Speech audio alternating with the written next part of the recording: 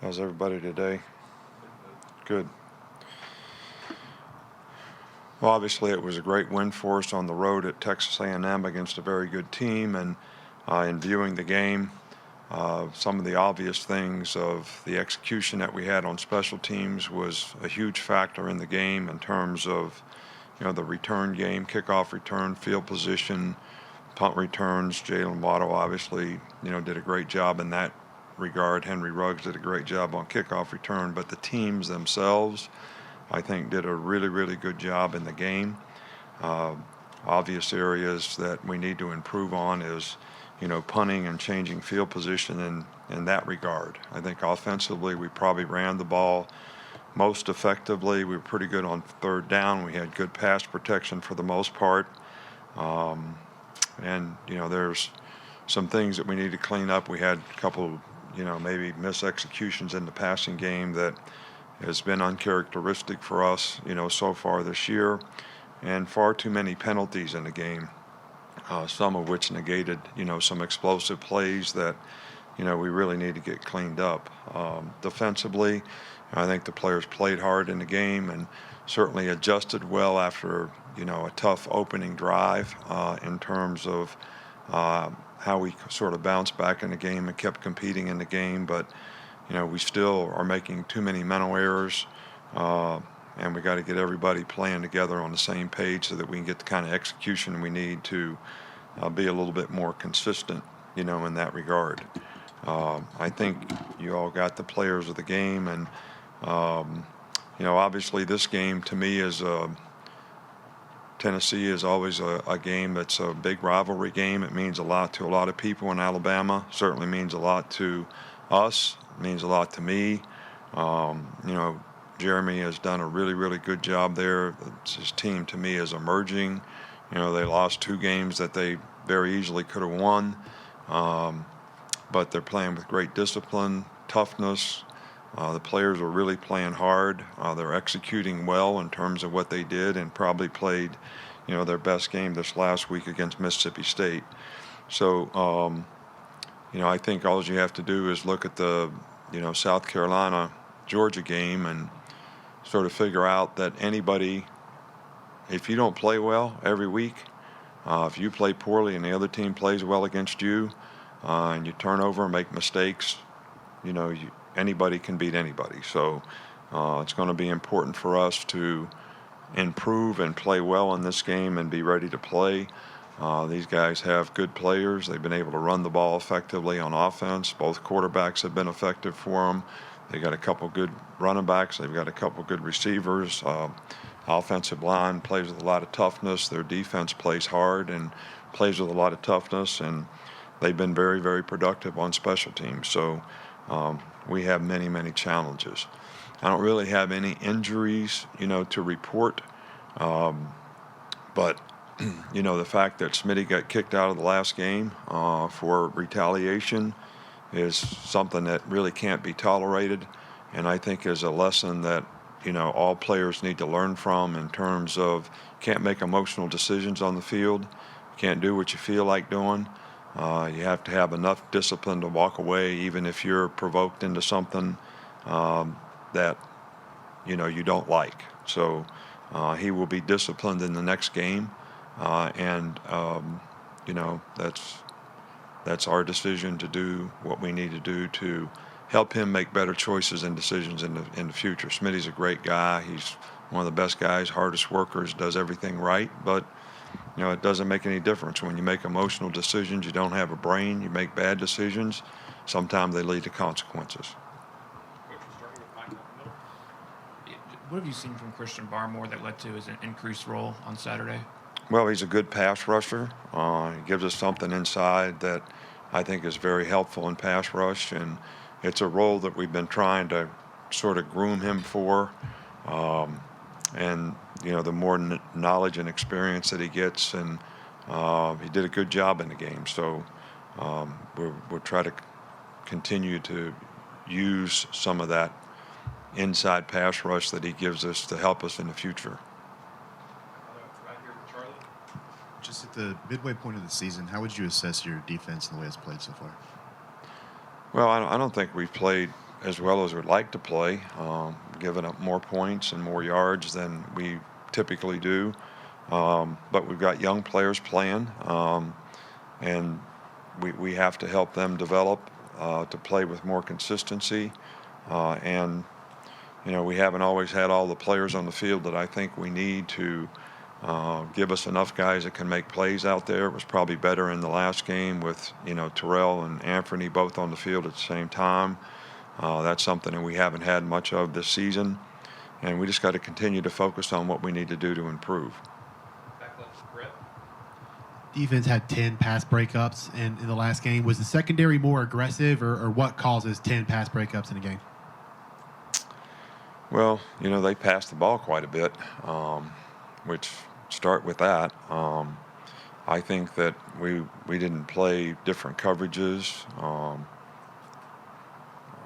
I can't answer that. I mean, there's no reason for it. I guess the guys did what they were supposed to do, so they were there to cover the guy so they could break the ball up. There were some other opportunities that we had to break up passes that we didn't.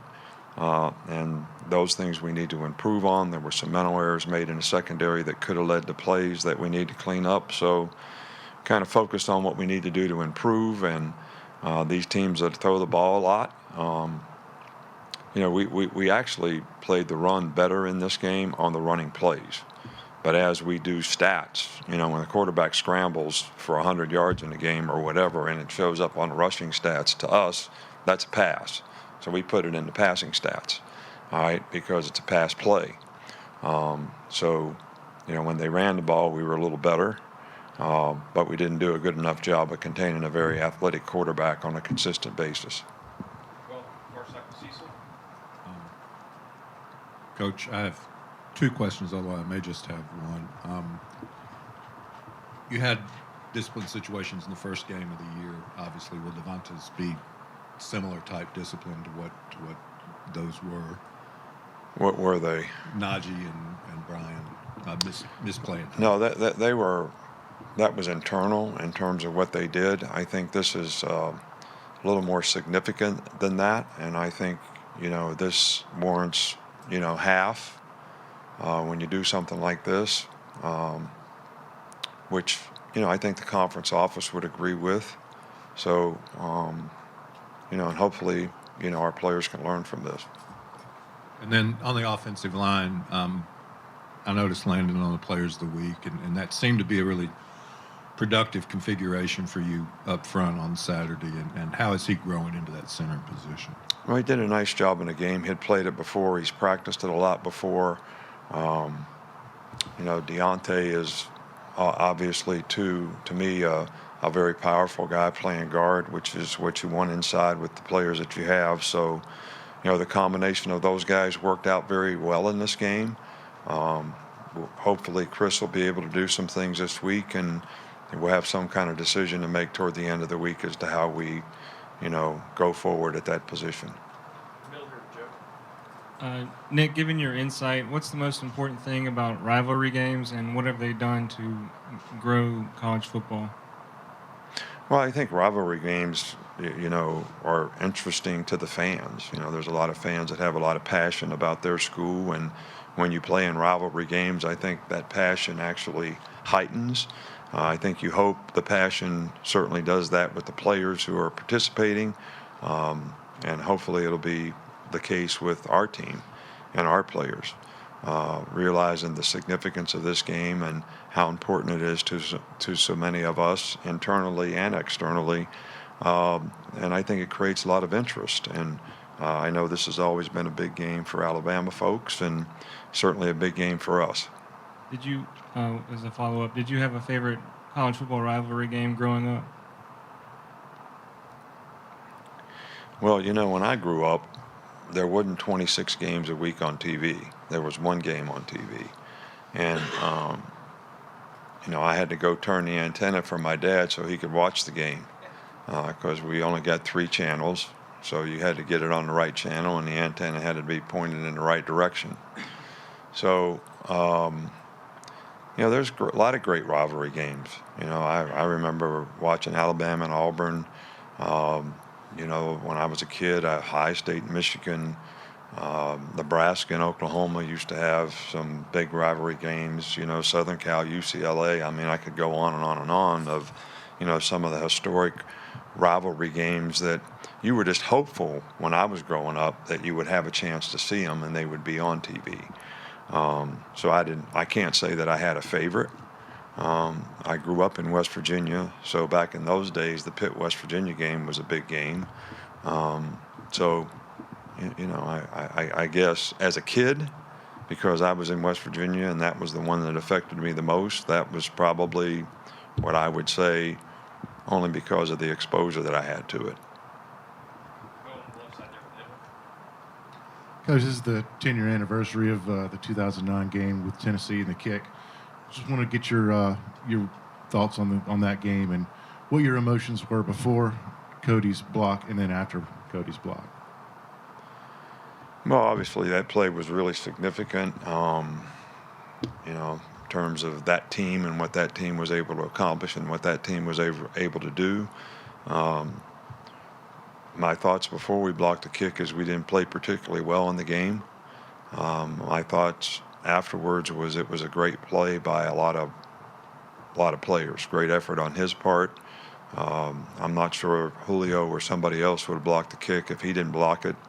And it was a great win for us. And but sometimes in rivalry games, you know, you have those kind of tough tests, and you got to be ready for it, and you got to compete for 60 minutes in the game. And we were very fortunate that day to, you know, be able to come out on top. I noticed early in the last game, Marc Hale got some snaps, I think at both Mike and Will. What was the thought process there? Well, you know, Marc Hale's been injured, and he was actually competing, and we were going to try to create a role for him, and he pulled his hamstring and missed a couple weeks. So it was really to try to give him an opportunity, as well as maybe take some burden off the other guys in terms of what's on their plate. So if he continues to do well, it would be helpful to our team that we have more guys on defense that can play winning football. And he's certainly a guy that has the capability to do that. We've seen Byron Young get into the games earlier. What do you like about his game, and what does he offer on the defensive line? Byron Young. Well, you know, he's been playing all year long. So, you know, we have two freshmen, he and Justin, that have played a lot of right end, and they've actually played more since LeBron Ray got injured at that position. And both guys are developing and emerging. You know, I think confidence is really important, that those guys can continue to develop that in terms of better understanding of what to do so they can play fast and respond and react and not think about what they got to do. And we think those guys have a bright future. Were you ever in a noontime basketball league with Jeremy Pruitt? Noontime basketball with Jeremy Pruitt. You know, he never played much. So I can't really comment. I know he's a great competitor and did an outstanding job for us here, and one of the best coaches that we've ever had on our staff in terms of, you know, knowledge, experience, work ethic, players responding in a positive way to him, good teacher on the field, and that's certainly reflected in the way their team is playing.